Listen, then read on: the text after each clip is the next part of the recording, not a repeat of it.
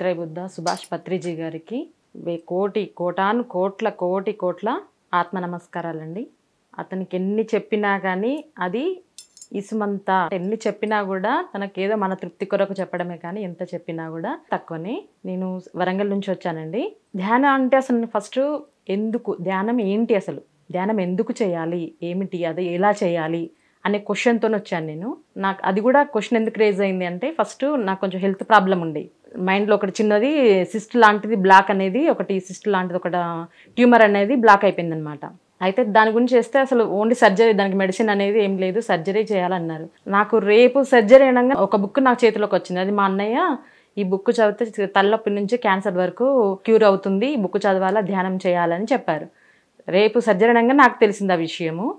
తెలిస్తే నేను ఆ ఒక్క రోజుల్లో ఏమవుతుందిలే అని అనుకొని ధ్యానం అది ఎవరో భగవంతుడి కానీ అప్పుడు ఆ సిచ్యువేషన్లో ఏమనిపించిందో అలా అనుకోని 5 minutes కూర్చొని ఇది నా సర్జరీ అనేది సెట్ కావాలి మంచిగా, అది కొంచెం సైడ్ ఎఫెక్ట్ అవుతుంది అన్నారు. అందుకని ఎటువంటి ప్రాబ్లం లేకుండా మంచిగా క్లియర్గా రావాలని ఒకటే కోరుకున్నాను అంతే. ఆ ధ్యానం ఒక 5 minutes చేశాను. తెల్లవారుతనంగా నాకు అంత దాని గురించి తెలియదు. అలా అనుకొని ఆ బుక్ తర్వాత చదివాను. ఇంకా సర్జరీ అంతా మంచిగా బాగా జరిగింది, ఏ ప్రాబ్లం కాలేదు, సైడ్ ఎఫెక్ట్ కూడా ఏం లేదు. తర్వాత అప్పటి నుంచి బుక్ అనేది అసలు ఏంటి ఇదని చూశాను. అది తారా విశాల్ మార్గదర్శి అని ఆ బుక్ చూసి దానిలో నుంచి అందులో ఎరుక ధ్యానం అనేది అండర్లైన్తో అంటే ఎక్కువ ఫోకస్ చేస్తారు. ఎరుక, మూల చైతన్యం, ధ్యానము, ఇలా శాకాహారం గురించి దీని గురించి ఉన్నది. అందులో ఇంకొకటి పూజ కోటి సమస్తోత్రం స్తోత్ర కోటి సమోజప కోటి జప సమో ధ్యాన కోటి ధ్యాన సమలయ అని చూశాను నేను శ్లోకం. ఇది ఎప్పుడు వినలేదు, ఇప్పుడు చూడలేదు. అంటే ఉత్తర గీత ఉంది, భగవద్గీత తెలుసు కదా, ఉత్తర గీత కూడా నాకు అప్పుడు తెలియదు అసలు ఇది ఏంటి అని. దాని గురించి రీసెర్చ్ చేసి అప్పుడు నేను పిఎంసి ఛానల్, యూట్యూబ్ ఛానల్ నేను చూసాను. అప్పటి వరకు ఇంకా ఇది తెలియదు ధ్యానం ఎలా చేయాలని. దానిలో టైప్ చేసేస్తే ఏమవుతుంది, పిఎంసి ఛానల్ యూట్యూబ్లో మన పత్రి సార్ది వచ్చిందనమాట. పత్రి సార్ది రాగానే ఫస్ట్ అసలు టైప్ చేయగానే ఇదే వచ్చేసింది. అదేంటో దానికి కనెక్ట్ అయిపోయాను. ఫస్ట్ కొన్ని వీడియోస్ విన్నాను. నేను అంత ఈజీగా నమ్మను. నేను ఫస్ట్ కూడా నేను బుక్ చదివినప్పుడు కూడా అంత ఈజీగా నమ్మాలి, ఏదో అలా ఆ టైంలో అలా అనిపించింది, చదివాను అంతే. కానీ రిజెక్ట్ చేయను, కానీ వింటాను, కానీ రిజెక్ట్ చేయను, కానీ ఎక్కువ నమ్మలేదన్నమాట.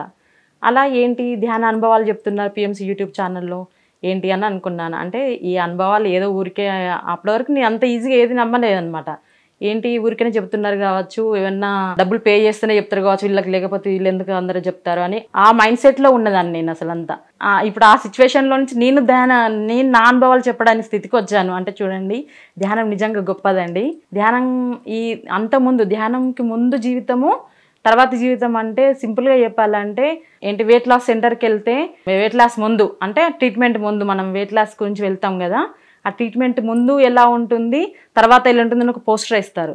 అంటే అప్పుడు ఇన్ని కేజీస్ తగ్గిపోయాను, ఇంత ఇలా ఉన్నది, లేకపోతే నా స్కిన్ ఇలా ఉందని, నా హెయిర్ ఇలా ఉందని, ఏ ట్రీట్మెంట్కైనా వెళ్ళినప్పుడు అంతకుముందు అలా నా జీవితంలో అంతకుముందుకు తర్వాతకి చాలా డిఫరెన్స్ ఉందండి.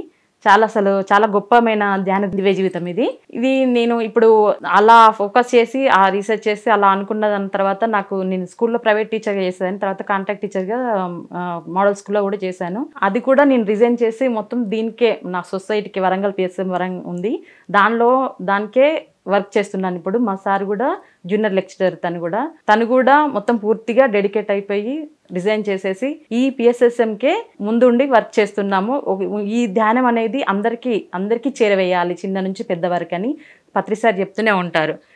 నో కామెంట్, అసలు ఎంత మంచి విలువైన వాక్యాలు అండి అసలు. దానిలో డెప్త్గా ఉంటాయి. ఇంత సింపుల్ వర్డ్సే కానీ చాలా డెప్త్గా ఉన్నాయి. అది నేను దాన్ని విన్నాక నమ్మాను. ఫస్ట్ నమ్మలేదు అసలు అంత ఈజీగా. పత్రిజీ కూడా అంతే అనుకున్నాను నేను. తర్వాత అది విన్నాక దాన్ని రీసెర్చ్, దానిలో ఏముంది అసలు, అంతగానే ఎందుకు అంటున్నారు, ధ్యానం ఎందుకు అనాలి, ఈ నో కామెంట్ అయినా, నో డాక్టర్ నో మెడిసిన్ ఎంత అదండి అసలు. డాక్టర్ లేకపోవడం అసలు, ఎవరైనా ఏదైనా కూడా ఓపిక లేకుండా వెళ్ళిపోతారు. తలనొప్పి అయినా ఏదైనా చిన్నది కూడా తట్టుకోలేక ఏమవుతుంది వెళ్తాం, డాక్టర్ దగ్గరికి వెళ్తాం, ఫస్ట్ పిల్స్ వేసుకుంటాం. కానీ సార్ అంత మంచిగా చెప్పారు. అంటే అందరికీ శక్తి అనేది మన శరీరానికి ఏదైనా క్యూర్ చేసుకునే కెపాసిటీ ఉంది, దాన్ని మనం గుర్తించట్లేదు. ఆ శరీరం యొక్క విలువ, దాని యొక్క అణువుల యొక్క విలువ, దాని యొక్క శక్తి అనేది ఏంటిదని మనకు సార్ చెప్పారు. అలా కొన్ని విన్నాక, నేను చూసినాక దాన్ని రీసెర్చ్గా చేసి ఓకే ఇది నో డాక్టర్ నో మెడిసిన్ అంటున్నారు కదా, చూద్దామని నా కాలుకి కూడా కొంచెం పెయిన్ వస్తే 2 months నేను సఫర్ అయ్యానండి. అంటే అసలు ఏం ప్రాబ్లం అంటే లేదు, నొప్పి ఉంది, కండరము ఏదో మోకాల దగ్గరనే ఉంది, ఎందుకు ఇలా వచ్చింది అని అనుకున్నాను నేను. సరే చూద్దామని ఓన్లీ మెడిటేషన్ ద్వారానే సింగిల్ పిల్ కూడా వేసుకోలేదు, ఎటువంటి టాబ్లెట్ లేకుండా 2 months కష్టపడ్డాను, సఫర్ అయ్యాను. కానీ దానికి చెప్పుకున్నాను నేను ఎందుకు వచ్చిందని, దాన్ని గమనించాను నేను.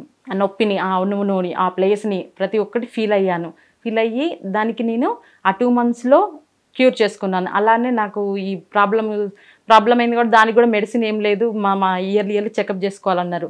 అది కూడా ఏం లేదు, దానివల్ల కూడా ప్రాబ్లమ్స్ ఏం లేవు. ఇంకా ఓన్లీ ధ్యానం చేయడం. మళ్ళీ సరేమంటారు, ధ్యానం ఒకటే కాదు, ధ్యానము, స్వాధ్యాయం, సజ్జన సాంగత్యం, ఇది కూడా అది ఎందుకన్నారని కూడా, దానిలో కూడా ధ్యానం చేయడమే కాదు, ప్రతి ఒక్క గురువు దగ్గర జ్ఞానం నేర్చుకోవాలి, ప్రతి ఒక్క బుక్ చదవాలి, నా బుక్సే కాదన్నారు. ఇలాంటి అన్నీ విన్నాకనే నేను పత్రి సార్ని నమ్మాను నేను. అప్పటి వరకు అసలు తర్వాత తెలిసింది, అసలు నేనేంటి నేను ఇలాంటి వ్యక్తిని నమ్మలేదని నాకే మైండ్ సెట్. చెప్పాను ధ్యానం ముందు జీవితము, ధ్యానం తర్వాత అన్నట్టు. ధ్యానం నాకు ఎంటర్ అయినాక ఈ చేంజ్ అనేది అర్థమైంది. అందుకే సింపుల్గా చెప్పిందంటే ముందు పోస్టరు, తర్వాత పోస్టర్, ఆ విధంగా అనమాట.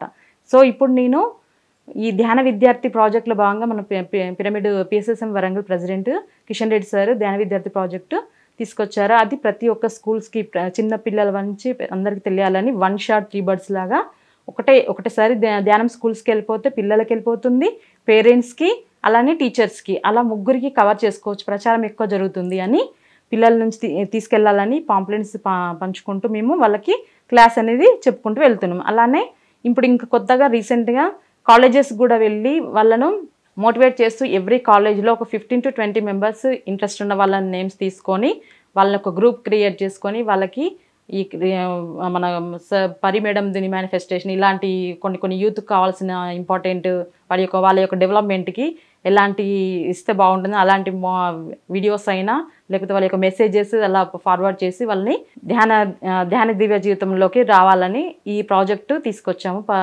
మన కిషన్ రెడ్డి సార్ చాలా ఒక ఉద్యమంగా, ఒక ఆధ్యాత్మికతలో ఒక ఉద్యమంగా ఇవన్నీ తీసుకొచ్చి చాలా చక్కగా ఫాస్ట్గా స్ప్రెడ్ చేయాలనే ఉద్దేశంతో తీసుకెళ్తున్నాం. మా సార్ నేనే కాదు, ఇంకా నా ఒక టీం కూడా చాలామంది చాలా విధాలుగా వర్క్ చేసుకుంటూ చేస్తున్నాము. ఇంత చక్కటి అవకాశం ఇచ్చినందుకు పిఎంసికి చాలా థ్యాంక్ యూ అండి. Thank you so much.